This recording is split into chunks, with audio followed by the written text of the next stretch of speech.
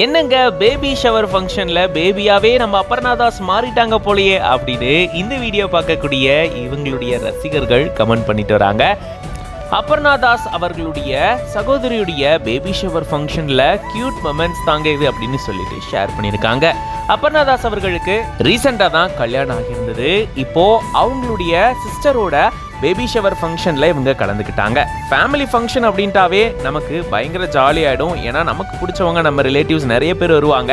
அப்போ இன்னமும் பயங்கர குஷி ஆயிடும் இல்லையா? அப்படிதான் அபர்ணாதாஸ் அவர்களும் பாத்தீங்கன்னா இங்க பயங்கர குஷி ஆயிட்டாங்க. ஆக்சுவலா இது நிஜமாலுமே நடக்குதா இல்ல சினிமா ஷூட்டிங்கா அப்படின்ற அளவுக்கு இவங்க பண்ண விஷயங்கள் எல்லாமே ரொம்ப அழகாவே கேப்சர் பண்ணி போட்டிருக்காங்க. அந்த அளவுக்கு கியூட் மொமெண்ட்ஸா அமைஞ்சிருக்கு அப்படின்னு சொல்லிட்டு தான் இந்த வீடியோவை ஷேர் பண்ணியிருக்காங்க. அபர்ணாதாஸ் அவர்கள் தமிழ், மலையாளம் உட்பட இந்த சினிமாக்கள்ல நடிச்சிட்டு வராங்க. ரீசெண்டா தான் அவங்களுக்கு மேரேஜும் ஆச்சு. குறிப்பா தமிழ் ரசிகர்கள் மத்தியில பீஸ்ட் படம் மூலமா நல்லா ரெஜிஸ்டர் ஆன நிலையில அதுக்கப்புறமா டாடா படம் மூலமா இவங்களுக்குன்னு தனி ஃபேன் பேஸே வந்துருச்சு. அதுக்கப்புறமா தான் இப்போ ரீசெண்டா இவங்களுக்கு கல்யாணம் ஆச்சு. இவங்களுடைய திருமணத்துக்கு அப்புறமா இப்போ அவங்களுடைய சிஸ்டருடைய பேபி ஷவர் ஃபங்க்ஷன்ல கலந்துக்கிட்டாங்க. ஸோ அங்க இவங்களுடைய இந்த அழகான மொமெண்ட்ஸை அழகா கேப்சர் பண்ணி ஷேர் பண்ணியிருக்காங்க.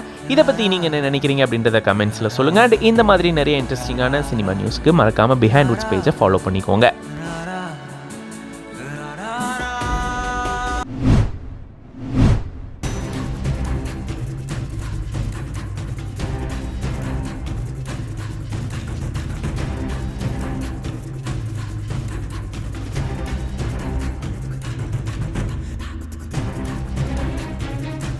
குண்டும் குழியுமாயிருக்கக்கூடிய சாலையில நூல் இழையில உயிர் தப்பிச்ச 2 நபர்கள்.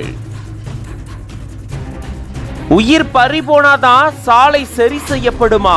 பொதுமக்கள் ஆதங்கம். என்ன நடந்தது விரிவா இந்த வீடியோல பார்க்கலாம். சென்னைக்கு அடுத்தபடியா தமிழகத்தில் இருக்கக்கூடிய மிகப்பெரிய ஒரு மாநகரம் கோவை தான். அது மட்டும் இல்லாம இப்போ கோவையில அதிக அளவுல பன்னாட்டு நிறுவனங்கள் வளர்ந்து வரக்கூடிய சூழல்ல வெளிமாநிலத்தை சேர்ந்த பல பேரும் இங்க பணிபுரியறதுக்காக வந்துட்டு இருக்காங்க. இந்த நிலையில தான் கோவையில இருக்கக்கூடிய சில சாலைகள் சேதமடைஞ்சு கிடக்கிறதா குற்றச்சாட்டு எழுந்திருக்கு. சில ஆண்டுகளுக்கு முன்னாடி உக்கடத்திலிருந்து பொள்ளாச்சி, உடுமலை, பழனி போகக்கூடிய சாலையில மேம்பாலம் அமைக்கப்படக்கூடிய பணிகள் நடந்துட்டு வந்தது. அந்த பணிகள் நிறைவடைஞ்சு சமீபத்துல தான் இந்த பாலமானது பயணிகள் பயன்பாட்டுக்கு திறக்கப்பட்டிருந்தது. பால பணிகள் காரணமா இங்க சாலைகள் சேதமடைஞ்ச நிலையில பாலம் திறக்கப்பட்டும் இந்த சாலைகள் சரி செய்யப்படல அப்படின்னு கூறப்படுது.